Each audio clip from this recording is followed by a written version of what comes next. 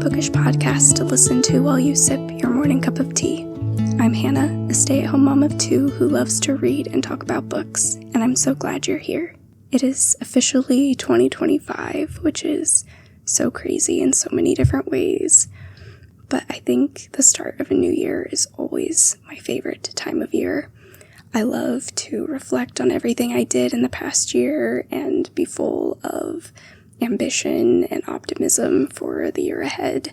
I also absolutely love to see everyone's best books of the year list every year. It fills me with such excitement, and it makes my TBR overflow with so many amazing books, and just hearing people's excitement for all of the books that they read makes me want to read absolutely everything. I normally write out my favorite books of the year on my blog every year, but this year I am doing the podcast now, so I am even more excited to be able to actually talk to you about all of the amazing books I read. 2024 was a very weird reading year for me. I was very worried the first half of the year because I really wasn't finding any books that I absolutely loved. They were all like 3.5, 4 stars at the most, and there wasn't anything that was particularly grabbing me, and I never had that feeling of this is my favorite book that I usually have every year with at least one book. So when June or July came around and I didn't have any books that I would really want to put on this list, I was really worried that this whole year would be a flop. But I am so happy that the second half of the year really turned everything around for me. I have a very solid list now that I'm extremely eager to share with you. So the way I put my list together every year, for me in particular, I don't try to reach a certain number with my favorites. Some people will always do a top 10 list, or some people who read a lot more than I do can do like 24 favorite books of 2024. For me, it's way more important that I feel passionate about every book that's on this list than it is for me to reach a certain number. I want all of these books to be ones that I want to push into everyone's hands. So I really limit how many books I put on this list, and every year there's a different number. If there's only 3, then I'm happy with that. Or if I have a particularly great year and I have 15 books to share, that's great too. I just want the quality to be more important than the quantity when I make my best of lists every year. I also wanted to mention that these books are not ones that were published in 2024. I mainly read backlist books, so these are all just books that I read for the first time in 2024. I also have a few honorable mentions. When it comes to honorable mentions, I include rereads, so these are books that I didn't read for the first time this year, but that I reread and got something new out of it, or I enjoyed the experience of it.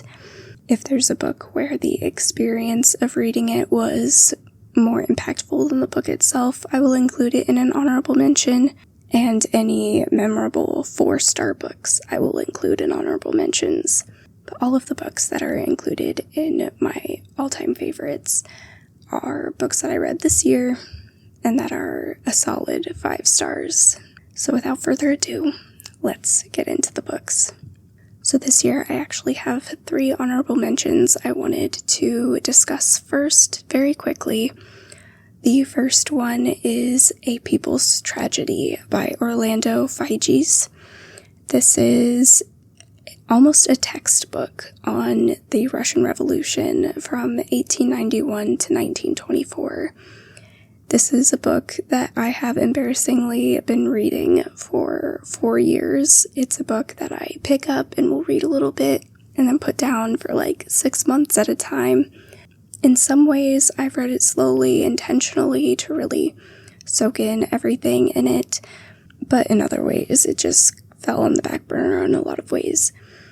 But this year, I finally finished it. It's my last book of 2024, and I'm so happy I can finally put it on my shelves and pick it up as a reference in the future. The next honorable mention I have is The Phantom of the Opera by Gaston Leroux.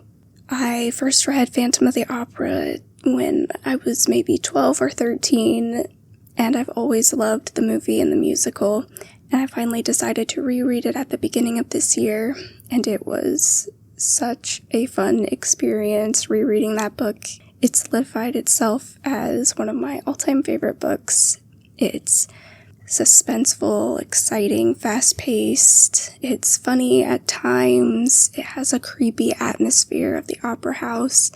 It's just an amazing book. I love it. The third and final honorable mention this year is The Story of a New Name by Elena Ferrante. This is a book I specifically bought back in December of 2023 when we were planning our vacation to Cancun earlier this year, and I bought this book specifically to read on the beach. And every time I looked at it on my shelf up until our vacation, I was so looking forward to reading it, and it did not disappoint. Just laying on the beach for hours, reading this dramatic, poignant novel was incredible. So those are all of my honorable mentions that I just wanted to briefly touch on. And now we'll get into my official list of 6 all-time favorite books of 2024. Starting at number 6, I have Becoming Elizabeth Elliot by Ellen Vaughn. This is a biography of Elizabeth Elliot. This is the first volume. There are 2 volumes. I have not read the second one yet, but this follows her life from her birth up until she really starts her writing career after moving back to the United States from being a missionary. It follows her courtship with her husband, Jim Elliot, and their tumultuous lives as they served as missionaries, and Jim was eventually killed. This was a very well-done biography. I could tell that Ellen Vaughn really cared about telling Elizabeth's story and doing it in a very concise and accessible way. I could not put this book down while I was reading it, even though I already knew a lot of Elizabeth's story. It was very inspiring to learn details about her life that I never knew of, and as someone who loves biographies, this one is one that I will be thinking about for a long, long time. Number 5 is 1,000 Splendid Suns by Khaled Hosseini.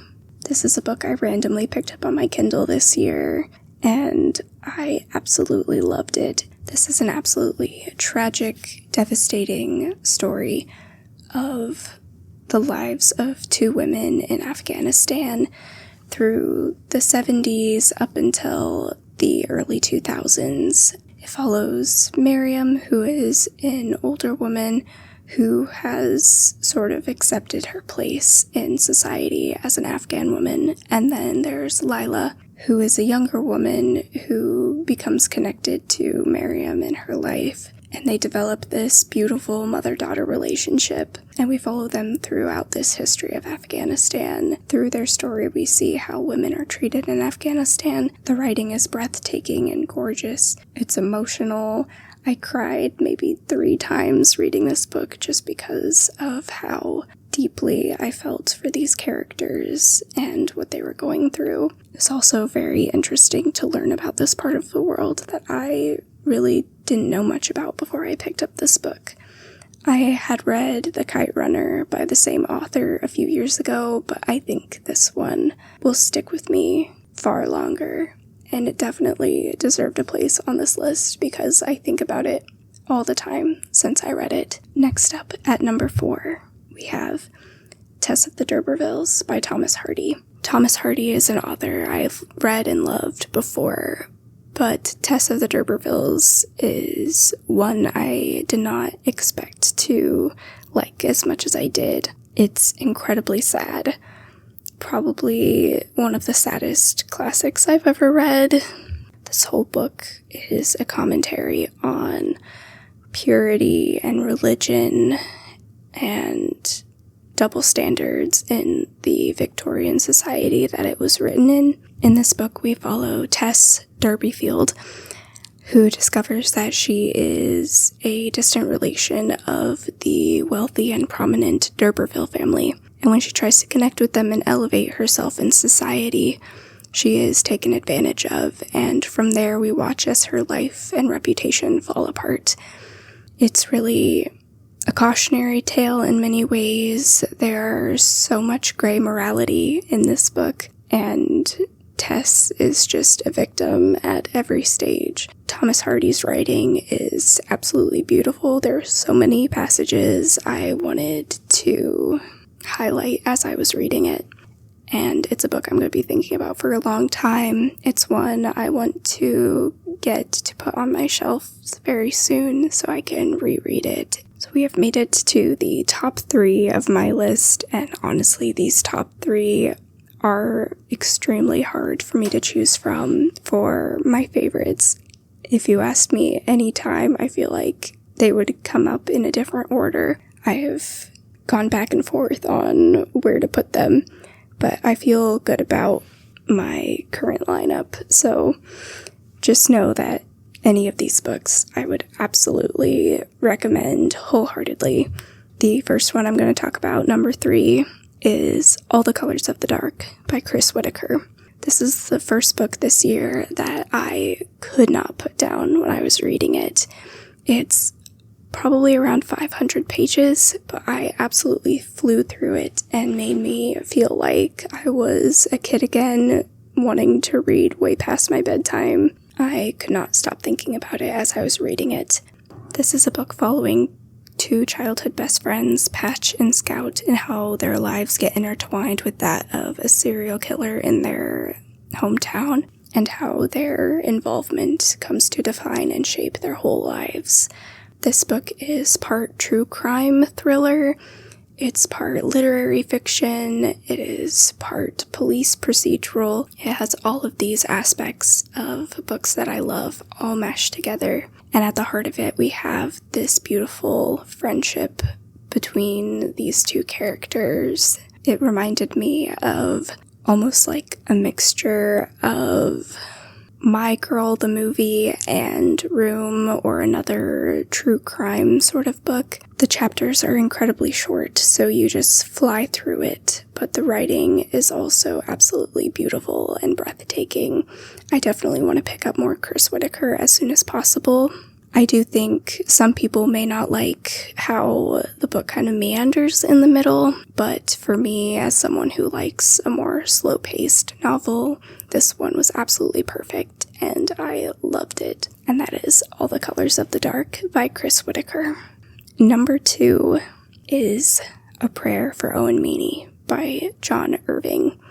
I wrote a whole detailed review for this book on the blogs, so if you're interested in my thoughts, be sure to check that out. I will link it in the show notes. This is a book that I picked up from the Great American Read list. I had never heard of this book before, but I was just drawn to it, and it was a very slow, thoughtful book, but one that has stuck with me ever since I finished it. I think the best way to summarize this book is by reading the first line. I am doomed to remember a boy with a wrecked voice.